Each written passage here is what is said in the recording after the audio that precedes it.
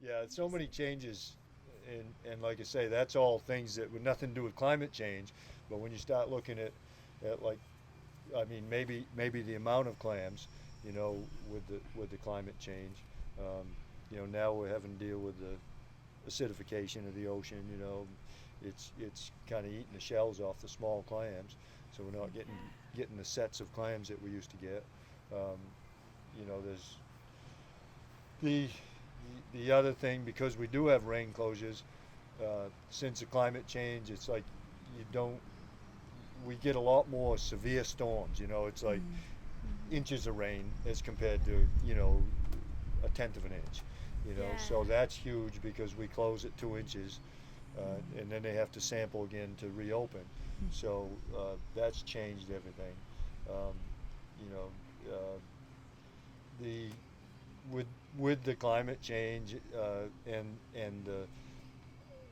other things that went on, you take overfishing, right? I mean, you don't think that would affect us as clam diggers, but what went on is as the fish got beat down a little more, we started seeing more of these tapeworms in here on the flats, and I think that it came from those fish probably ate a lot of those, and then as the fish got wiped out, then they didn't have as many predators, so we ended up with more worms, and they were eating our clams, going through the, because some of those things are like 6 or 8 feet long, just going through the mud, eating Wow. pretty much everything. I mean, they look just like a tapeworm, like a piece of tape, but if you pick them up and they break, both halves will live. So it's like Wow. to get rid of them, you have to make sure you get the whole thing, and like we Oh throw my. them out, the seagulls, just to wipe them Yeah. out. But those came along as the fish got wiped out. That put more pressure on the clams. Then the warmer weather brought more green crabs because you know, the colder winters killed off a lot of those. So we ended up with more green crabs. So there's been more predators since the water's warmed up. And with with the climate change, and then also what we see now is back when I was young, when I first got into clamming, there was a lot of quahogs.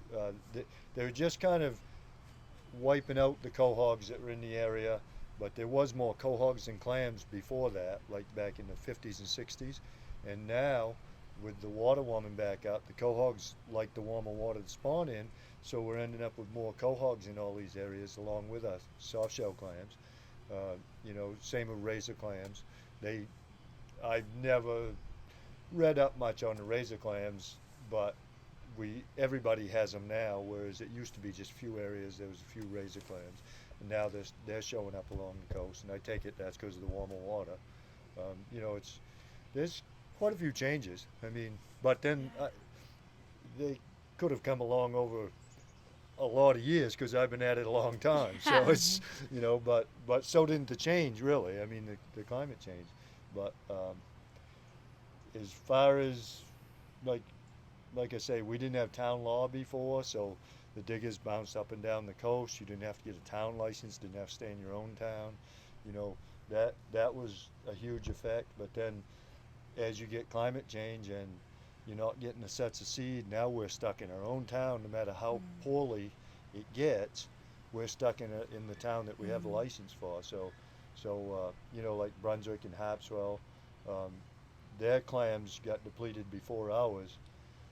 It seems like what's going on with the seems to me anyways what's going on with the ocean acidification is that it eats the shells off small clams, and it seems to be worse in the mud areas, and we have a lot of sandy areas down here, and Georgetown is even sandier than us. They're almost like a beach sand, their flats, and they have more clams than anybody, and we still have a fair amount good sets of seed. The places with the muddy areas didn't seem to get the clams. They seem to have died off. Um, they are trying to make a comeback this year. I see that everybody's got good sets of seed, so I'm hoping that it survives long enough to get to harvest. But we'll have to see about that. But uh, yeah, that's pretty much the bulk of it. Because of all the rain closures and stuff, it's too it's too unstable. We went through about 6 years ago, they put us on a flow gauge 50 miles up the river. The state did, and it was under the supervision of the federal government, and they felt it was a good idea. But what they did is, if the river reached 30,000 cubic feet per second, they closed us down.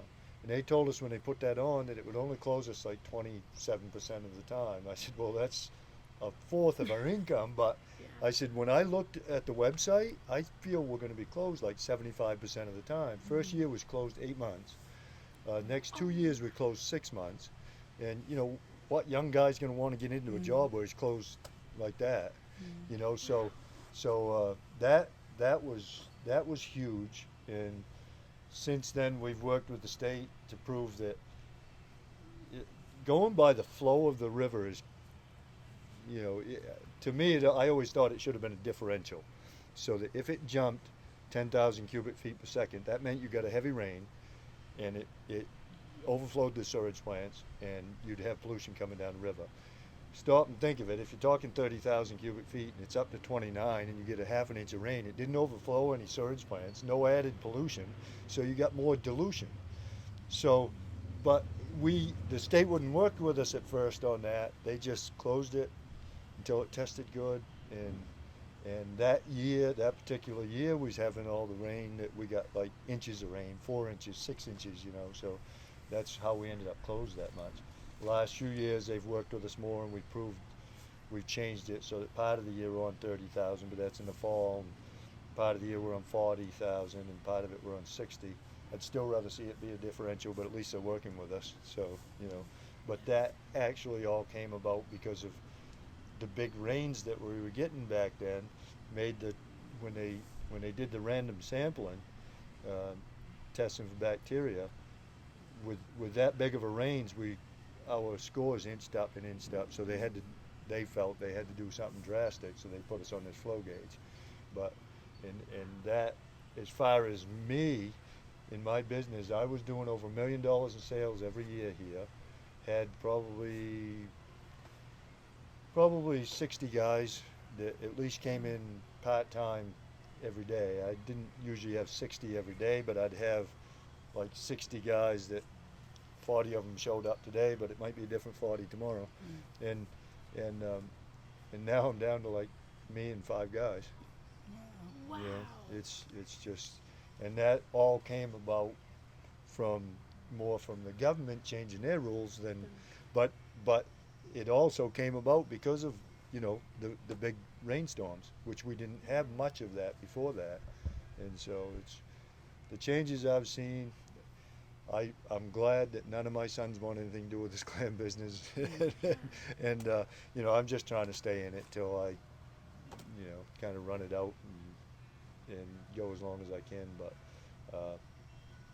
it is, I don't see a big future in this, in the shellfish business. But fighting Mother Nature's been harder and harder, because we may put seed out, but it may not even take, you know, with the storms and stuff that we're getting now. So it's all, I've seen so much change, you know, in 40 years that, you know, I still, after all this time, 41 years on the mudflats, I still enjoy, I love it every day going climbing. I mean, I'm still good at it, and, you know, it's you know, you get paid for your effort, so, you know, if you want to work hard, it's there, and you can go through any weather so long as we're not closed. You know, it's you know, pretty much man against Mother Nature all the time, and I just like the challenge, I guess. And you know, it really should be more localized government that makes their own changes according to what they have, and that would help us out. Absolutely. You know, but it's that way with everything, you know. But yeah, as far as, like I say, the climate change over the years, like say the Kennebec River, the clams down here used to have a really nice thick shell on them. They were full of meat. When we started having more rain, they have, and that's part of the ocean acidification and part of the water warming up. Now they have less meat in them, so when they cut them out, they don't cut as good into gallons, and they're thinner shelled.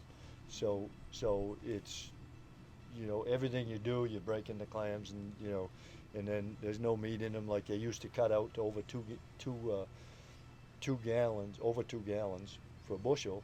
Now they're cutting out under 1.5. Wow. You know, there's that much difference, and that's all from the water getting warmer, and then also more rain and stuff, and we have more fresh water, so it's more of what they call a water belly. It's just not a good meated clam. And the further upriver you go, the worse it gets. Like if you go up to Drumgold Bay as compared to Atkins Bay, the clams up there are so thin-shelled that they break their own shell sitting in the cooler. Whoa. Because the meats in them, just when they pull together, can break their shell because they're that thin. And you know, I just, you know, it used to be only up there. Now it's further down the river that you see that, you know, thinner shells, and there's areas right in Atkins Bay that are that way. But yeah, it's, you know, like I say, I think the whole global warming thing, it's real, it's happening, and we have to adjust to it. I don't think it's anything we're going to stop. Yeah. You know, it's going to happen, and how far is it going to go? That's anybody's guess. But you know, the biggest trouble is we're spending all our money on just trying to study it, and we aren't doing much change. You know, so we aren't going to.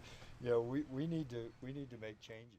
And yeah, so my boys, I'm glad that they're away. Get out of this whole business, and you know, like I say, I hope I can dig to the day I die. Clam business is, yeah, if I get out of it, I probably would. You know, if I could find somebody to sell to, Yeah. you know, sell my clams to. But that's the only reason I've stayed in it this long is it's easy to come home and drop my clams in the cooler, and I can run off to his games, you know, go see my other sons, you know, when I have to, and yeah, but yeah, this has been a up and down life. I mean, it's, you know, like I say, that flow gauge was pretty much the killer on my business. And when I got in trouble financially, um, one of the other diggers heard that, and he was selling to another dealer. He went to that dealer, and that dealer set up a shop here in town, kind of picked my bones for. I even died. So that didn't help me at all either. Now he's got a lot of the guys from here in Phippsburg, you know, and so it's just the whole business part. I never enjoyed it anyways, and you know, but I did it because, you know, it kind of was thrown upon me, but the clamming, I still enjoy it every day.